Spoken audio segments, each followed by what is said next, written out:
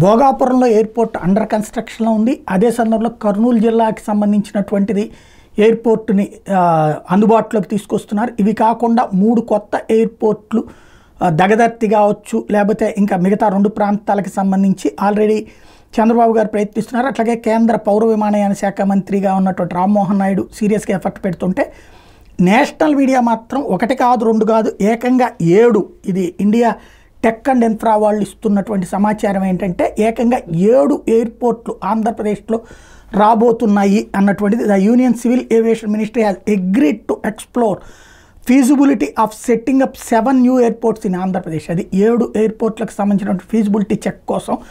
అంటే ఫీజిబిలిటీ అంటే ఏం లేదు, అక్కడికి విమానాశ్రయం పెడితే ఆదాయం వస్తుందా లేదా, విమానాలు తిరగడానికి ఉన్న వసతులు ఒక ఎత్తు, ప్రయాణికుల సంఖ్య ఎట్లా ఉంటుంది అన్నటువంటిది ఫీజిబిలిటీ గురించి పరిశీలించమని చెప్పి ఆదేశాలు ఇచ్చారు అన్నటువంటిది అప్పుడు జరిగితే. ఇప్పటికి మనకు ఉన్నటువంటిది ఏంటి, వైజాగ్, రాజమండ్రి, విజయవాడ, అట్లాగే కర్నూలు, కడప, చిత్తూరు ఇట్లా ఉన్నాయి. ఇంకోటి అనంతపురం సత్యసాయిది ఉంది.